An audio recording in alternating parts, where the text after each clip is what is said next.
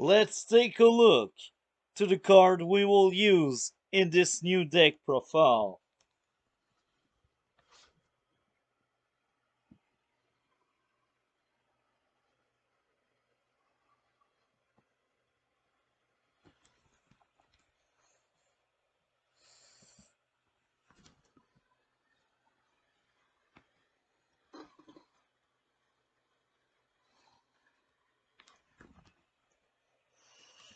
Hi, this is Multi the Big Talk.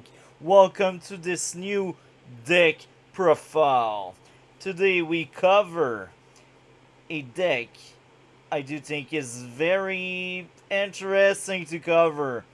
I may not say fun because it's actually really broken. It's a bit too good for this game. It is End Control Mono Wind. Now, in the future, we will have more End Control decks. But here's the first one. And let's do this. I hope everyone will enjoy. So here it's mono wind, so there's no other color except for maybe comparative strength, because comparative strength is just a really OP staple you can play on most decks. Now the first jutsu there, Windstall Vacuum Bullet. I only got one copy in real life, otherwise I would run more than one. This jutsu is really good. It's one of the best jutsu win as if you got enough turn 3 to become user of that jutsu. It's a really good jutsu. I like it a lot. Now, next up, Hydro Pump. I run only one of these because, first of all, I only have one in real life, and the second reason is the ROG list. Take a look to most ROG lists. They will limit this jutsu because it's another win staple, but this one is so OP. In some decks, it's just ridiculous how broken it can become. So I do think Hydro Pump is a good card, and I'm glad it's limited to one. Next up, Windstar Pressure Damage. So Windstar Pressure Damage is a really good jutsu, another staple wind. It's even better in control because you already got lots of mission to kill stuff. So the fact that you sacrifice one of your ninja to kill one of your opponent ninja, it's even better. Uh, yeah, good stuff. Even outside of field control, it's really good.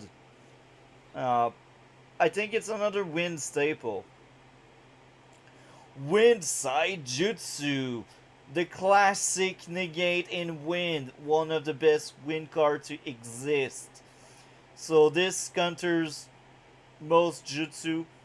The only few targets you cannot counter are the jutsus that cannot be countered, or jutsus that the user cannot uh, basically have their jutsu negated. So it's really OP. Next up, Loss. I run 3 of these because this is a really good win card because Never Ending Love is banned in most format, most ROG list. Loss is one of the best win early game you can get. There's also Gathering Herbs, but I don't really like giving gifts to people like that if my deck is not centered around it. That's why I don't really run Gathering Herbs. Next up, Steer, a staple in Mono Wind. If you play Mono Wind, you want to play Steer. You basically tutor 2 Wind Ninja by discarding 1 Wind card. Kinda good. World of Wind. So this mission is really good. And here's the why. You make one of your ninjas unblockable. In late game, it can be really strong because you can force certain teams to be blocked. Because if your opponent is at like 6 or 8 battle reward, can either win by that or forcing his end into blocking something he doesn't want to block. So World of Wind is a really good win card. Is it staple? Not really, it's just a good card. Next up, for draw power and for flashy stuff and passionate speech. My favorite win card. Maybe there's another card I do like a lot at the same level, but this is one of my favorite mission in the game. It gives flashpoint to all of your ninjas. And here it's important because you got two ninjas that when they are put in play, they have end control component. So this means you end control even more than usual. And otherwise, it's extra draw power. Uh, so yeah, it's just a very good card. In the future, I will have videos all around and passionate speech because, as I said, it's one of my favorite card in the game. It's probably in my top 10 favorite character in the game. So I already mentioned comparative strength. It's basically a end trap, as people call that. So you basically negate stuff you don't like. So here we are with two Sakura Aruno childhood. So I could not find a third one, sadly. Because I could not find the third one, I run two. Now she's really good with impassionate speech because if you actually get a ninja, you can draw one extra.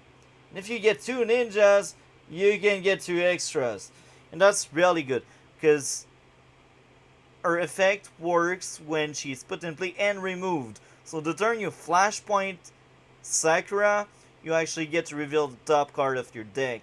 That's why if I could find the third copy, I would run 3. But here's the thing, I'm not quite sure if I do have 3 copies in real life. But I found 2, so I'm glad. 2 is still very good. Next up, Sakura Aruno Kimono. So, she's not that amazing, but she's better than nothing if you got Flashpoint. She flips, and maybe you will draw. Next up, Otaru. So with Otaru, when she's put in play, you flip. If it's tail, she gets the growth coins, and if it's heads, you draw. So with impassionate speech, you can do a crazy stuff with Otaru. Next up, Anari. When she's put in play, you get to see your opponent end. And because of that, well, if he has a mission, you draw 1 and charge 1. And by seeing his end, you will know what to control in the future if you have any end control component. That will come soon, the end control component. So next up, Gira of the Desert. So I run this one not because he's particularly good. It's only because I want the squad of Gara and Timari, and I only have one Gara of the Desert Childhood. Now, if I had more than one copy, I would run 3 Childhood, because Childhood, when he is put in play, you draw 1. And this is really good. The first major end control thing in this deck, Shukaku. So, the idea of this deck is not to speed up him entering and coming earlier. I don't want to do that because I do think being turn 7 makes him balanced. If he wasn't turn 7, he becomes really broken. So any decks that speeding him up are really stupid. I could make some. Like, I have all of the card you need to make him like turn 2, turn 1. It's really easy, but it's not fun. So in this deck, it's just very fun, just sitting there and chilling. Turn 7, this is a very late game card. But there's the thing, if it hits something, it will most likely hit something at that point because it's late in the game. But if he hits something, someone blocks him basically. If he wins, the opponent gets to choose two of his cards and place them back to the top of their deck, I think. So this is a really good end control component there. Next up, this is field control. 2-4 Kazekage. So this one, when he is sent out to attack, he kill one of your opponent ninja. Baki, same thing, but he's turn 5 instead of 6.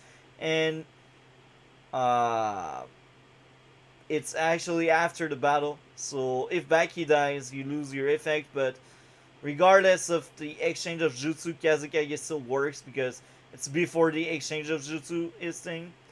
Next up, Utakata. So I run the Water Wind one because of Impassionate Speech, and the other reason is Draw Power. This is to get that alone. If you have enough water in wind, you can draw 3 and discard 2 of your opponent chakra. But if you only got 2 wind, you actually get to draw 2. If you only got 2 water, you actually get to draw 1 and discard 2 of your opponent's chakras. So overall, Takeda, very fun. He also has a tree support. It's always appreciated. Tree support is really fun. Next up, Kojaku. Another end control component. When she's sent out to attack, you can send one of your opponent's jutsu to the chakra area. Next one, in another end trap. You can blow up something on the field or a counter your opponent tried to play. It's another staple. Next up, Timari. This Timari, when she's put in play, she send one of your opponent a jutsu to his chakra area. Shino Barame, when he's put in play, you basically get to look at your opponent and you send something at the bottom of his deck, and then he draws 1. Here's the thing. Yes, he draw 1, but you control evenly what he has with that Shino. And with Impassionate Speech, it's actually broken. Now, for the reinforcement, I don't play that many cards because this deck only has 1 reinforcement that really matter. Gara and Timari. And 948. So, they are turn 5. That's my only squad. I only run 2 because I only own 2 in real life. It's really sad. The other reinforcement is for my other deck. So now let's take a look to the picture of each card. First up, Gara of the Desert, Childhood. The downside of him, if he's discarded due to the showdown, you discard 1 card from your end, but usually you don't really want to block with him. So yeah, that's the Gara. The other Gara we run is this one. As I said, that Gara is mainly to have a 0 drop, and you want to run him because you want to squad into Temari. Now, you could play the vanilla Gara and drop to 10 turn 0s, but I don't think 10 turn 0s is such a great idea. That's why I run 2 of that Gara, because I like to make sure I have my 0s. That's why I run in most of my deck 12 0s. There are some decks where I run more. There are some decks I run 11, but it's rare. 12 is what I suggest for 0 drops. Next up, so we will cover Anare. I only have 2 copies in real life. I wished I had 1 more to run 3 in a lot of decks. But here we are. She is Genjutsu. She has 2 mental power. And she lets you look at your opponent. And then, if your opponent has a mission card in his hand, you get to draw 1 and charge 1. Really good card. You get to see what's coming up next for you and your opponent. Now, next up, Sakura. I will actually mark down Aruno. I want to limit the results. So I run 2 of that one because I do not have 3 childhood. She is still playable somewhat. Um, so you flip a coin when she enters. If it's heads, you draw. If it's tails, she is 0 for the turn. She has growth, so you can try again after. And if you're lucky, you will get to draw 2. If you're not, you will just have a bad ninja for like 2 turns. But at least it's only on your turn, so it doesn't stick around for your opponents. So you still get her support. Now the one Sakura, I wished I had 3. Maybe I have 3 and I just could not find it. All I will say, I spent an hour and a half trying to find all of the cards for the deck, and sadly I could only find 2 Sakura Childhood. That's why I run that Sakura Childhood only 2 times. Now she is really good because when she's put in play and when she's removed from play, you get to reveal the top card of your deck. If it's a ninja, it goes to your end. Now, what's very good about that one is it includes if she's removed.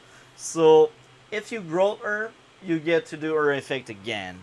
If you flashpoint her, you get to do her effect twice. Once when you flashpoint her, and once when she's coming back. So if you're lucky, you may end up getting 2 ninjas for 1 flashpoint. And that's really good draw power. She's amazing. She works very well with impassionate speech. The last 0 drop to hit 12 zeros, because having 12 zeros is essential. Ataru Katsuragi. 3 copies of that one. The other one is also very good. If it doesn't get negated, you're guaranteed to draw 1. But here's the thing, you also need to discard 1. And it can be good because you get to filter what you want in your end and what you want in your deck. But it's not the best thing ever because it forces you into discarding. In some cases you want to discard, but not every case. And that's why this Ataru is amazing. So when she's put in play, you flip a coin. If it's head, you draw 1. If it tails, she gets a permanent +1/+1 coin on her. And guess what? She gains flashpoint with impassionate speech. So this means you will be able to flip another coins later.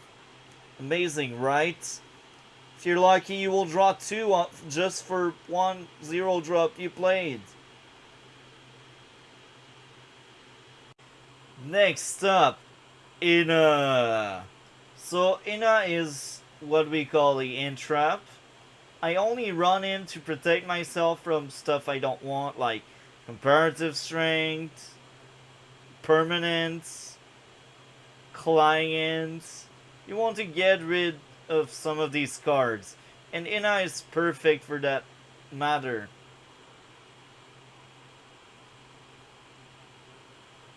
So here we are with one of the best cards in this deck, Shino Barame. He has Revitalize, so it's anti-meal. And when he is put in play, he can look at a player, and in that case, he can choose a card from that player and move it to the bottom of their deck, and that player draw 1. So it's a really strong character, or I should say, really strong card. And since it's a player, if you really got a bad end, you can also target yourself. But in this deck where you like to control ends, don't be shy to send one of your opponent's card to the bottom of his deck, like a key card. Like, you see that mission coming, turn 3 or turn 2 if you started, you're like, not today, buddy. You send it to the bottom, and that could mess up everything for him. Now, granted, he can draw something good out of that, But yeah, you get a chance to get rid of something really strong.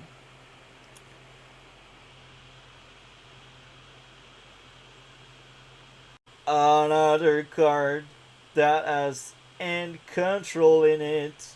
So OP, when she's put in play, you can look at all of the card in your opponent end and select one jutsu card. So she's really OP with impassioned speech. If your opponent has a lot of jutsu, you can get rid of several jutsus. It's really, really good. Next up, a woman called Kojaku from the fillers. You run two of her, or maybe three by taking out one attack at that, but she's still really, really strong at two. When she's sent out to attack, you can discard two or win a chakra. In that case, you can look at all of the cards your opponent ends. If there's one or more jutsu among them, select one of them, move it to their chakra area. So that's before we fight. And that's really good. If your opponent has a lot of jutsu, you're protected from the best one of them. If he has none, you just waste your chakra, but since there are like drops in turn 1 and 2 that lets you see your opponent end, you will most likely know if you will hit something or not. And even if you don't hit anything, you still got to take a look at it, you know? So it's not fully lost. You still have intel. It's funny how I think all of the attack kata in this game are really good, but they are all in different decks. So the one we use in this deck, both water and wind, so it's really good. We like that. You can pay 2 wind when he enters. In that case, you draw 2. You can pay 2 water when he enters. In that case, you discard 2 off your opponent chakra and you draw 1. So if you got like 4 chakra, 2 water, 2 wind, you can draw 3. And it's really good because this deck, most of the jutsus are really cheap. And on top of that, you control your opponent end. So you don't rely that much on jutsu. That's also why we only run 8 jutsus in this deck. We don't need much more than this. Baki. 130, turn 5, 1 end cost. When he's sent out to battle, to attack I should say, you can discard one of your opponent and play ninjas. So it's really good if he survives the fight, and even if he gets injured somewhat somehow because he messed up, well, you still get his effect for this turn. You won't be able to use his effect next turn because his effect is not really valid. It's only the addition, the new effect he gets when he attacks that is actually valid. So only half of his effect is valid. So it's really good. You kill something. You really want to kill something. Now, the next one is a very fun one. One of my favorite wind ninjas, the Fort Kazekage. When he's sent out to attack, so that's even before the exchange of jutsu, you kill one of your opponent ninjas. Now, you get to choose, but here's the thing. It's still really good because it's before the exchange of jutsu. So, even if Kazekage dies, he still killed someone before dying, you know? And that's very Kage-like. Now, the last ninja before we move on to jutsus and mission. Shukaku! Turn 7. Animal, it's Gara of the desert. It's devastation. So, when this ninja team wins any victory, your opponent moves 2 cards from their end to the top of their deck in any order. So that works very well with the theme of controlling the end. And on top of that, it's a tank. He is 8-1. So if he is like with Baki and Kazekage, you get a team of 13.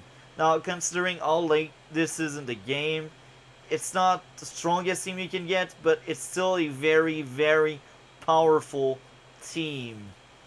And it's scary because you kill stuff and you bounce stuff, so it's a really good card in this deck.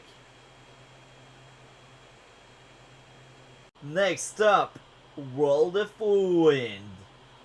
A really fun card. Uh, each time you put in play a Wind Ninja, you place a coin on the mission. It cannot be affected by opponent mission cards, but Ina can get rid of it, sadly. Um, it's a permanent mission, so it stays on the field.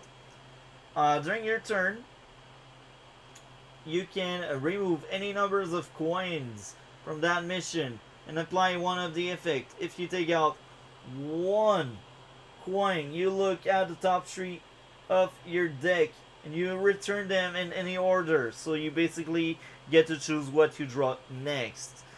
But the best thing about this mission is target ninja team cannot be blocked during this turn. So this is really strong if you hold it and you hit 8 battle reward. You just send one team and win the game like that because your opponent cannot block you. And there's another way to make it really good and worth it. You make Kazekage and Baki in the same team and you send that team just alone and you kill 2 ninja guarantee without getting any sniper shots. So that's really OP. That's really good. That works very well with this deck.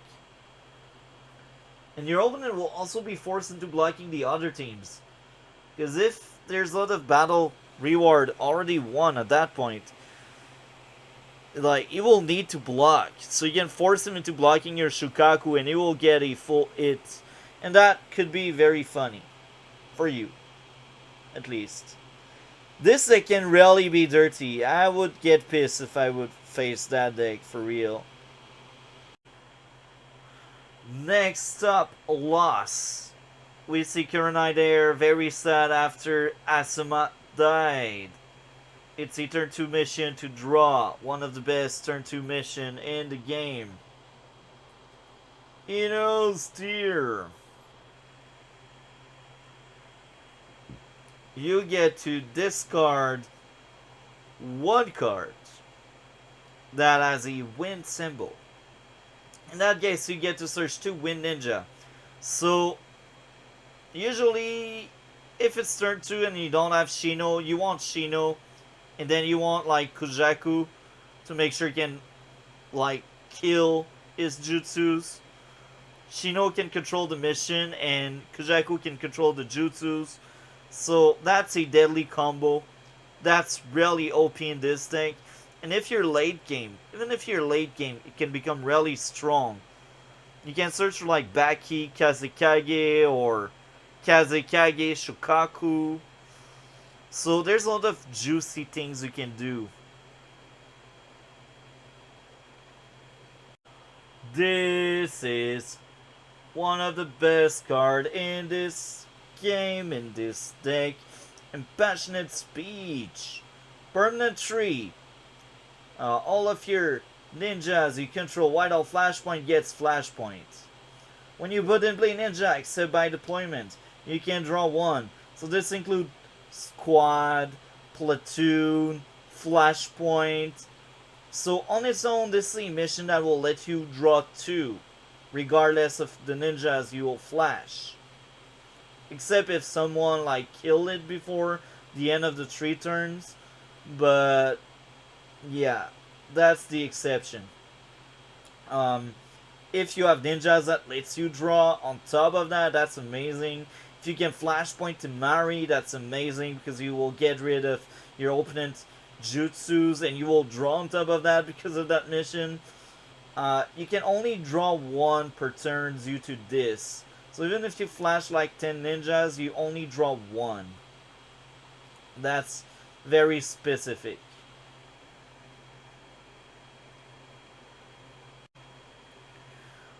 Next up, comparative strength. So I ate Entrap, but I ate End Control as well. So it's not the only card I ate in this deck. Like I I like the idea of the deck, but this deck is just too good. So comparative strength, counter permanent 2.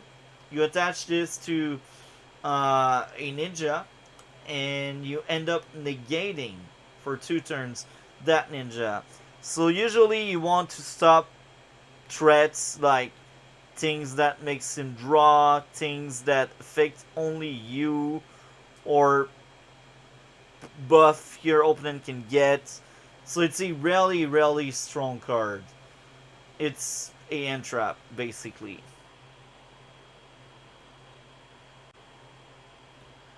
Next up is pressure.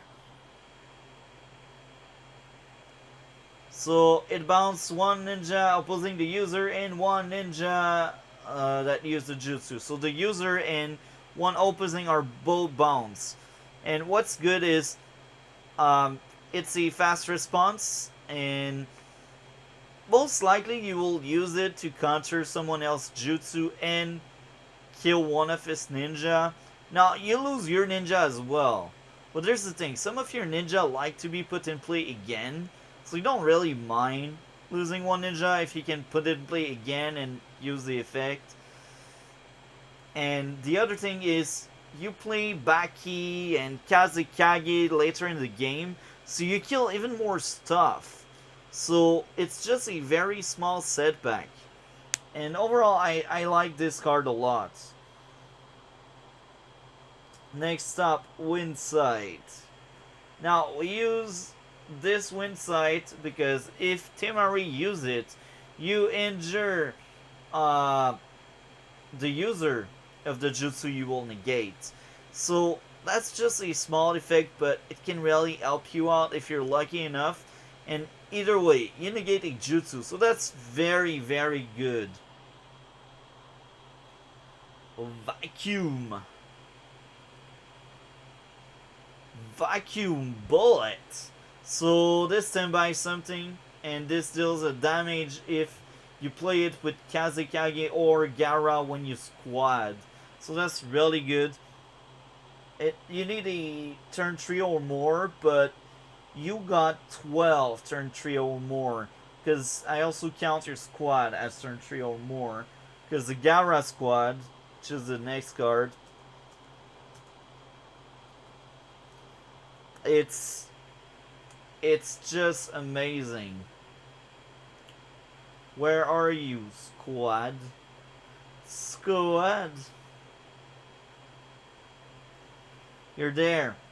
So when he's put in play, your opponent discard their end. In that case, they draw cards equal to the number they discarded -1. So they lose 1 card and their entire end. So if they had 6 cards, they discard all 6, and then they draw 5. And this really, this can mess up a game. You can win with this. That's OP. We like winning like that. That's why this deck is too good. Because we got so many like control before that even happens, that the end is already really low at this point, so it's just ridiculous. Next up, Hydro Pump. Hydro Pump. So with Hydro Pump, we can kill 2 ninjas our opponents control. So if you Hydro Pump with Baki, you get rid of 3 ninjas the same turn. Whiteout Showdown or anything. You just kill them. That's just very good. And you can also target your own. So if you're really that desperate, you can bounce back one of your ninja if you really want the ninja to remain alive. But usually this is a desperate move. So that's it for this deck. I hope everyone enjoyed. Like, comment, and subscribe for more decks. The next one will be aggro. The next one will be water.